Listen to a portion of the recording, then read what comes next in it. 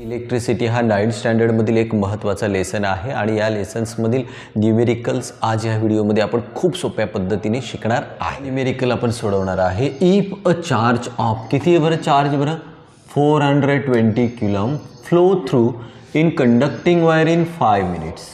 म्हणजे या दोन गोष्टी मला दिलेल्या आहेत। म्हणजे पहिल्यांदा मी गिवन लिहिणार, मग गिवनमध्ये मला काय दिलं आहे बरं चार्ज दिलेला आहे। चार्ज कुठल्या लेटरने रिप्रेझेंट करतात क्यूने करतात आणि किती दिलं आहे बरं 420 कूलम। मग दुसऱ्यांदा मला काय दिलं आहे इन 5 मिनिट्स म्हणजे टाईम दिलेला आहे आणि किती दिले आहेत बरं 5 मिनिट्स हा टाईम दिलेला आहे मला। मग आता आपल्याला टाईम्स हा सेकंडमध्ये लागतो, मग याला सेकंडमध्ये कन्वर्ट करा। 5 मिनिट्स म्हणजे 5 इंटू 1 मिनिट म्हणजे किती सेकंड तर तुम्हाला माहिती आहे किती सेकंड होतं बरं 60। 6 5 30 आणि उरलेला एक 0 30 सेकंड्स होतील। म्हणजे टाईम किती मिळेल आपल्याला 300 सेकंड्स।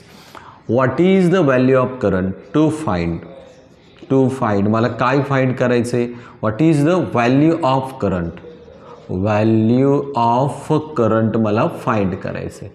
मग आता कुठला फॉर्म्युला वापरायचा, फॉर्म्युला आपण शिकलो होतो। तर पहिला formula I is equal to Q upon T. I म्हणजे काय बरं करंट, क्यू म्हणजे काय बरं चार्ज आणि टी म्हणजे टाईम। तर मग आता आपण सोल्युशन करू। मग बघा आता I इज इक्वल टू आयची व्हॅल्यू आपल्याकडे नाही आहे, क्यूची व्हॅल्यू किती माझ्याकडं 420 अपॉन टाईम किती सेकंद आलं आहे बरं 300 सेकंड्स। हा 0 गेला। तर आता आपण काय करू बरं 30 ने 42ला डिवाइड करण्याऐवजी फक्त जर आपण 3 ने जर डिवाइड केला तरी आन्सर येईल। आणि जर तसं समजलं नाही तर तुम्ही इथे करू शकता 42 त्याला डिवाइड करू आपण चला 30 ने। 31 जा 30 राहिले 2 राहिला 1 घेतला 0 म्हणून इथे मी घेतला डेसिमल। मग आता 30 बघा 3 आणि इथे 12 आहेत 3 4 जा 12 3 चौक 12 म्हणजे 4 ने भाग जाईल 120 म्हणजे आपल्याला आन्सर मिळालं 1.4 आणि करंट I किती ॲम्पियर मिळेल बरं 1.4 ॲम्पियर। ॲम्पियर हे त्याचं युनिट आहे म्हणजे आपलं उत्तर असेल current I is equal to 1.4 ampere. तर कसं बघा आता चार्ज दिलेला आहे, चार्ज क्यू लेटरने रिप्रेझेंट करतात किती दिलेलं आहे बरं 420 कूलम। मग flow through conducting wire in 5 minutes म्हणजे टाईम दिले 5 मिनिट्स तर मी 5 लिहिला आणि एका मिनिटामध्ये किती सेकंद असतात तर 60 असतात। 5 30 म्हणजे 300 सेकंड्स टाईम होईल। मग काय फाइंड करायचे इथे दिले बघा व्हॅल्यू ऑफ करंट। मग फॉर्म्युला काय करंटचा I is equal to Q upon T. मग I इज इक्वल टू क्यूचा व्हॅल्यू किती 420 आणि टाईम किती बरं 300 0 cancel.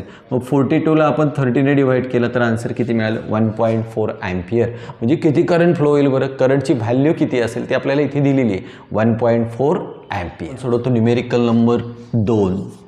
The resistance of 1 meter long nichrome wire is 6 ohm. If we reduce the length of wire to 70 centimeter, what will its resistance? तर पहिल्यांदा given लिहू, खूप सोपं आहे हा न्यूमेरिकल पण। तर बघा resistance of 1 metre long nichrome wire, nichrome वायरचा रेजिस्टन्स किती दिले तिकडे 6 ओहम म्हणजे R किती असेल बरं 6 ओहम। आता किती लॉंग आहे बरं लॉंग म्हणजे लेंथ किती आहे बरं ती 1 metre. If reduce the length of wire पुन्हा आले किती सेंटीमीटर बरं 70 सेंटीमीटर। पुन्हा एक लेंथ दिला आहे आणि तो दिला आहे 70 सेंटीमीटर। मग हा 2 आहेत म्हणून याला L1 घेऊ आणि याला L2 घेऊ, 2 आहेत म्हणून। मग इथे मीटर आहे आणि इथं सेंटीमीटर आहे तर याला पण आपल्याला मीटरमध्ये कन्वर्ट करायचं आहे। तर 1 मीटर म्हणजे किती सेंटीमीटर होतात बरं 100 म्हणून त्याला 100 आणि भागा। हा शून्य गेला, वरती 7 आहेत 7 आहेत ते लिहा। आता खाली किती शून्य आहे बरं 1 म्हणून एका अंकानंतर डेसिमल द्या म्हणजे किती मीटर झाली बरं L2 दुसरी लेंथ मिळेल 0.7 मीटर। रेजिस्टन्स 6 ओम क्लिअरली दिले, पहिली लेंथ पण 1 मीटर दिले पण ही सेंटीमीटरमध्ये दिले त्याला मीटरमध्ये कन्वर्ट करायचा। मग 70 जसे तसे लिहिले सेंटीमीटरऐवजी मीटर। 1 मीटर म्हणजे किती सेंटीमीटर 100 100 ने डिवाइड केला 0 कॅन्सल वरचे 7 लिहिले एका अंकानंतर डेसिमल 0.7 मिळाला। दुसरा टप्पा आहे to find what will be its resistance. Resistance म्हणजे R1 घेऊ याला आणि हा दुसरा R2 आपल्याला फाइंड करायचं आहे। मग आता कुठला फॉर्म्युला वापरायचा रेजिस्टिव्हिटी आहे म्हणून रेजिस्टिव्हिटीचा आपल्याला फॉर्म्युला वापरायला लागेल. काय फॉर्म्युला होता रेजिस्टिव्हिटीचा? Rho is equal to length and area of cross section आणि इथं रेजिस्टन्स आर. तर रो तर रेजिस्टिव्हिटी कोणावर डिपेंड असते? लेंथ आणि एरिया ऑफ क्रॉस सेक्शन, म्हणून एल अपॉन ए आणि रेजिस्टन्स असतो म्हणून तो आपण आरने रिप्रेझेंट केला. आता आपण एक्झाम्पल सॉल्व करू. आपण काय करू बघा आता. तर सोल्युशन करताना बघा आपल्याला काय फाइंड करायचं इथे?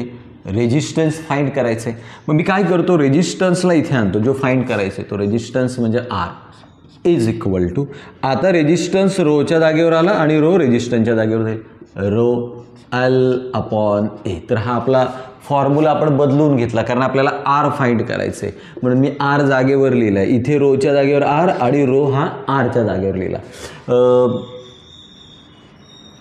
Wire is same in both cases.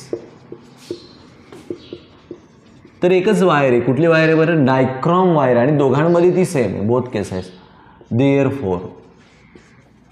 Therefore rho and area of cross section is also same.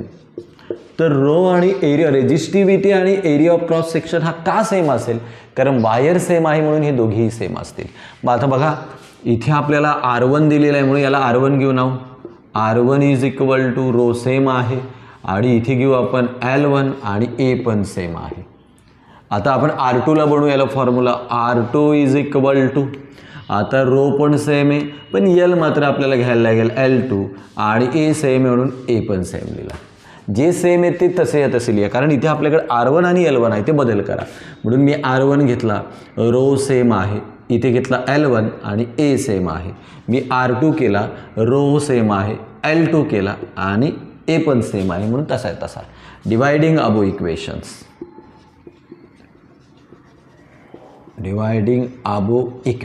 Ready? इथे काय रे? R1 अपॉन इथे दुसरा कोणाला डिवाइड करायचे? R2. मग R1ची व्हॅल्यू लिहा P L1 अपॉन ए आणि याची व्हॅल्यू काय? R2ची व्हॅल्यू लिहा P L2 अपॉन ए. मग आता बघा सेम घालवायचे. Dividing above equation. मग R1 लिहिला आणि इकडं कोण लिहिला बरं? R2. म्हणजे R1ला R2ने डिव्हाइड केलेला आहे. मग R1ची व्हॅल्यू PL1 अपॉन ए आणि R2ची व्हॅल्यू PL2 अपॉन ए. मग आता बघा सेम आहेत. ए गेला रेजिस्टिव्हिटी कॅन्सल केली. Therefore R1 upon R2 is equal to L1 upon L2. मग आता व्हॅल्यूज आपण पुटअप करू त्यांच्यामध्ये. तर R1चा व्हॅल्यू किती आहे बरं? 6 अपॉन R2चा व्हॅल्यू मला फाइंड करायचं आहे. L1 किती व्हॅल्यू येते बघा? 1 अपॉन L2चा व्हॅल्यू किती? 0.7. मग क्रॉस मल्टिप्लिकेशन R2 इंटू 1 उत्तर किती मिळेल? R2. या दोघांचं मल्टिप्लिकेशन 6 इंटू 0.7. मग आता पॉईंट्स तुम्ही विसरून जा. मग इथे नंबर कुठला आहे बरं? 7 आणि 6 या दोघांचा मल्टिप्लाइड 7 6 जा 42. पण डेसिमल एका अंकानंतर दशांश चिन्हामुळे एका नंतर रेजिस्टन्स आणि याला काय युनिट आहे बरं? ओहम. म्हणजे सेकंड रेजिस्टन्स असेल 4.2 ओहम. तर अशा पद्धतीत हा न्यूमेरिकल्स आपल्याला सॉल्व करायचा आहे. दुसरा न्यूमेरिकल सॉल्व करणार आहेत. When the two resistor are connected in series their effective resistance is 80 ohm. तर पहिल्यांदा आपण एक टप्प्यामध्ये गिव्हन लिहू. Effective resistance for series. Resistance म्हणजे आर आणि सिरीज म्हणजे एस. तर त्याचा रेजिस्टन्स किती दिल्यावर? 80 ohm. When they are connected in parallel. आता ते पॅरॅललमध्ये कनेक्टेड करतात त्यावेळेला इफेक्टिव्ह रेजिस्टन्स आहे 20 ohm. Resistor connected in P म्हणजे पॅरॅलल त्याचा आहे 20 ओहम. मग बघा what are the value of two resistance to find. आपल्याला दोनही रेजिस्टन्स फाइंड करायचे आहेत. म्हणजे R1 पण फाइंड करायचे आणि दुसरा R2 पण फाइंड करायचे. मग फॉर्म्युला कुठला वापरायचा? तर तुम्हाला माहिती आहे दोघांचे आपल्याला formula. Resistor connected in series असेल तर आपण त्यांची बेरीज करतोय. म्हणजे R1 प्लस R2 2 आहेत म्हणून एक R1 प्लस R2. आणि जर पॅरॅललमध्ये पण कनेक्ट केलं आहे त्यांनी रेजिस्टर कनेक्टेड इन पॅरॅललचा फॉर्म्युला आहे 1/RP is equal to 1/R1 plus 1/R2. ही दोघांचे फॉर्म्युले आहेत आणि ते आपण अभ्यास केले होते म्हणून मी डायरेक्ट लिहिले. आता आपण सोल्युशन करू. पहिला फॉर्म्युला घ्या R S is equal to R1 plus R2. R एसचा व्हॅल्यू किती आहे बरं 80 is equal to R1 plus R2. आता दुसरा फॉर्म्युला घ्या 1 upon RP is equal to 1 upon R1 plus 1 upon R2. बघा मी पहिला फॉर्म्युला लिहिला आहे R S is equal to R1 plus R2. तर आर एसची व्हॅल्यू किती आपल्याकडे किती आहे बरं 80 R1 प्लस R2. याला इथे तसंच ठेवून दिलं आपण. दुसरा फॉर्म्युला इथे लिहिला आहे. आता त्याची व्हॅल्यू टाकू 1 अपॉन RP. RPचा व्हॅल्यू किती आहे RPचा व्हॅल्यू किती आहे 20. मग इथे काय आहे बरं 1 upon R1 plus 1 upon R2. बा आपण काय करू जरा इथे थोडं क्रॉस मल्टिप्लिकेशन करून बघू. डिनोमिनेटर सेम नाही इथे. हे जसं आहे तसं लिहितो सध्या. डिनोमिनेटर सेम नाही. डिनोमिनेटरचा गुणाकार करू R1 इंटू R2 आणायचं cross multiplication R1 plus R1 आणि R2 प्लस 1 R2. हे कसं झालं ते बघा 1/2 प्लस 1/3. डेनोमिनेटर सेम नाही म्हणून त्यांचा गुणाकार 2 इंटू 3 उरलेला क्रॉस 2 1 जा 2 3 1 जा 3 सेम. इथे पण डेनोमिनेटर सेम नाही. या दोघांचा गुणाकार मल्टिप्लिकेशन R1 इंटू R2. आता क्रॉस R1 इंटू 1 R1 आणि R2 इंटू 1 R2. इथपर्यंत आपण आलो. मग आता काय करू बघा बरं 1/20 इज इक्वल टू पण माझ्याकडे R1 आणि R2चा व्हॅल्यू आहे ना R1 आणि R2 किती व्हॅल्यू माझ्याकडे 80. मग ती 80 लिहा खाली R1 इंटू R2. फक्त R1 आणि R2ची व्हॅल्यू 80 आहे. R1 प्लस R2ची व्हॅल्यू 80 लिहिली. आता 1ने जर याला गुणलं तर उत्तर तेच R1 into R2 cross multiplication. आता या दोघांचा गुणाकार करा. पहिल्यांदा अंक बघा 8 दुणे 16 8 2 जा 16 आणि उरलेले किती 0 परत 2. तर हे आपल्याला मिळाले. मग आता काय करायची आपण काय करणार आता मी सपोज R1ला एकट्यालाच जागेवर ठेवतो. हा R2 मल्टिप्लाइड आहे. इकडे आल्यावर काय होईल बरं डिवाइड. तर हा झाला R2 डिवाइड. मग आपण आता काय करू ही व्हॅल्यू मिळाली R1 ही सपोज याला इक्वेशन नंबर 1 देऊ. Substituting above values in equation number 1. Equation number 1 मध्ये ती व्हॅल्यू आपण ठेवू. मग कुठली व्हॅल्यू आहे बरं माझ्याकडे ठीक आहे मी 80 लिहिले इज इक्वल टू आता R1चा व्हॅल्यू मी लिहिल R1 काय माझ्याकडे बघा बरं. हे बघा R1ची व्हॅल्यू काय 116 अपॉन R2 प्लस उरलेलं काय बरं R2. बघा हा डिवाइड आहे इकडे multiplied R2 into R2 square plus हा R2 वरती तर जाणार नाही. वरती जसा नंबर आहे तसाच लिहा. हा भागिले इकडे पण गुणिले 80 into R2 80 R2. Proper equation बनवून घेऊ आपण. मग कसं बघा हा पहिला R2 स्क्वेअर आहे R2 स्क्वेअर प्लस हा प्लस आहे इकडे आल्यावर मायनस 80 R2. हा ऑलरेडी तिथे काय बरं प्लस 1600. इथे काहीच उरला नाही. इथे काय घ्यायचं बरं 0. हे प्रॉपर इक्वेशन बनलं म्हणजे आपल्याला बनवायला लागेल. तर कसं बनवलं बघा R2 आहे तिथंच हा प्लस आहे तिकडे गेल्यावर मायनस आणि हा पण तिथेच आणि इकडे कोण नाही म्हणून 0. आता फॅक्टरायझेशन मेथड म्हणून आपल्याला अल्जेब्रामध्ये तर शेवटचा नंबर हा गुणाकार आला पाहिजे आणि मधला नंबर हा बेरीज किंवा वजाबाकी आली पाहिजे. 1600 कुठल्या पाड्यामध्ये कोणाचा वर्ग येतो तर आपण 40 आणि 40 घेऊ. 4 चौक 16 आणि उरलेले 2 शून्य. पण इथे नंबर 80 आहे म्हणजे 40मध्ये 40 ॲड केले तर किती मिळतात 80 मिळतात 80 मिळतात. मग याला जे चिन्ह आहे ते घ्यायचं. याला कुठलं चिन्ह आहे मायनस. मग मला याला पण काय घ्यायला लागेल मायनस प्लस किती झाला बरं बरोबर 80 झाला. म्हणजे या दोघांचा शेवटची नंबर हा गुणाकार आला पाहिजे. 4 चौक 16 आणि उरलेले 2 शून्य 4 4 जा 16 आणि 2 0. आता बघा याला मायनस आणि याला मायनस प्लस 40 प्लस 40 80. आता काय करायचं ट्रिक बघा काय वापरायची. हा पहिला जसा आहे तसा लिहा R2 स्क्वेअर शेवटचा नंबर पण जसा आहे तसा लिहा 1600. हे मधलं जे आहे ना मधला त्याच्याऐवजी हे उचलून लिहा काय बरं -40 त्याला आपल्याला काय लावायला लागेल R2 मायनस पुन्हा दुसरा 40 त्याला पण काय लावायला लागेल R2. हे बघा पहिला जसा आहे तसा, शेवटचा पण जसा आहे तसा, मधल्या AT ऐवजी हे दोघे उचलून लिहा आणि त्याला R2H सोबत म्हणून दोघांच्या R2 सोबत लिहायचे. आता हे दोघे आणि हे दोघे. मग आता कॉमन काढायचं. कसं काढायचं बघा, इथे R2 इथे R2 म्हणून बाहेर काढला मी R2 इन ब्रॅकेट. इथे R2 किती आहेत 2 म्हणून किती उरला बरं 1. आणि इथे कुठलं चिन्ह आहे मायनस आणि इथे कुठला नंबर आहे बरं 40. बघा 2 R2 होते म्हणून इथे पण R2 इथे पण R2 म्हणून R2 बाहेर काढला. इथे 2 आहेत म्हणून 1 लिहिला आणि इथला जो नंबर आहे तो लिहायचा. आता इथे जी ब्रॅकेटमध्ये आन्सर आले सेम तसंच तिकडे उतरवायचं. जास्त डोकं लावायचं नाही. सेम उतरून टाकलं मी. जास्त डोकं लावलं तर प्रॉब्लेम होईल. आणि इथे जो नंबर आलेला असतो तो लिहायचा. नंबर कुठला आहे बरं -40 तो लिहून घ्या. बघा -40 × R2 -40 R2 minus minus plus 6.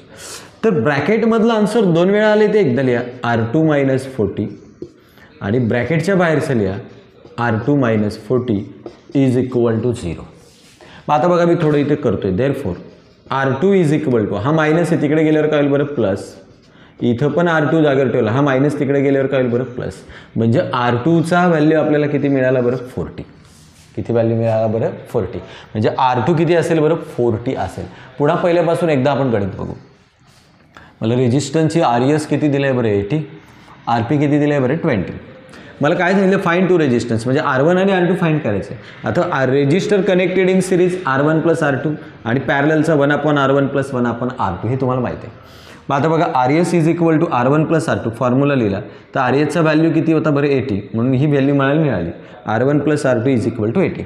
आता हा दुसरा फॉर्म्युला आपण लिहिला, बाकी काय नाही केलं. RPची व्हॅल्यू 20 आहे तिथे डेनोमिनेटर सेम नाही म्हणून या दोघांचा गुणाकार केला R1 × R2 आणि क्रॉस R1 × 1 R1 आणि R2 × 1 R2. तर 1/20 पण R1 + R2ची व्हॅल्यू टाका. किती व्हॅल्यू बरं 80. मग मी R1 + R2च्या जागी 80 टाकला. R1 × R2. आता cross R1 × R2 1 R1 × R2 आणि 8 × 2 = 16 आणि उरलेले 2 0. ही व्हॅल्यू मला मिळाली. तर मी R1 फक्त जागेवर ठेवला एकट्यालाच. तर R2 मल्टिप्लाइड इकडे आल्यावर काय झालं बरं डिवाइड. ही जी व्हॅल्यू आहे ना ती पहिल्या याच्यामध्ये टाकून द्या. मग मी काय लिहिलं बरं 80. पण R1चा व्हॅल्यू माझ्याकडे आला आहे ना 1600/R2. तर R1च्या जागेवर ती व्हॅल्यू टाकली आणि उरलेला R2 टाकला. आता हा भागिले इकडे गेल्यावर गुणिले R2 वरचा जसा आहे तसा R2 × 80 R2. मग आता बघा R2² हा प्लस याला तिकडे न्या, हा मायनस झाला आणि हा ऑलरेडी तिथे होता. इथं काय उरला बरं 0. मग शेवटची नंबर आहे ना तो गुणाकार आला पाहिजे म्हणून बाहेर काढला 1600. आणि मधली नंबर ही बेरीज केव्हा जा बाकी मग 40 किती होतात 80. 4 4 जा 16 बरोबर आलं. तर पहिला जसा आहे तसं लिहा, शेवटचा जसा आहे तसं लिहा आणि मधल्याचं उत्तर हे दोघे उतरून लिहा आणि त्याला सोबत R2 लिहा. आता 2-2ची ग्रुप करा. इथे R2 इथे R2 म्हणून कॉमन R2 काढला. आतमध्ये R2 - 40 सेम याला उचला आणि इकडे लिहा. इथे जो नंबर आला तो लिहा -40. ब्रॅकेटमधलं उत्तर एकदा आणि ब्रॅकेटच्या बाहेरचं एकदा. हा प्लस तिकडे गेलं, हा मायनस आहे तिकडे गेल्यावर प्लस, मायनस आहे तिकडे गेल्यावर प्लस. म्हणजे R2 आपल्याला किती मिळाला बरं R2 आपल्याला मिळाला 40. त्याचा व्हॅल्यू किती मिळाला बरं 40. मग आपण काय केलं होतं R1 + R2 = 80. मग R1 + R2चा व्हॅल्यू किती आहे बरं 40 = 80. मग हा प्लस आहे तिकडे गेल्यावर -80 - 40 किती मिळाला बरं 40. म्हणजे R1 पण किती मिळाला मला 40 ओहम. किती मिळाला बरं 40 ओहम. म्हणजे दोन्ही मिळाले. Therefore R1 = 40 ohm and R2 पण किती मिळाला 40 ओहम. तर अशा पद्धतीने हा न्यूमेरिकल आहे पण प्रॅक्टिस थोडी जास्त लागेल. थोडी प्रॅक्टिस व्यवस्थित केली तर तुम्ही 100% न्यूमेरिकल सॉल्व करू शकता.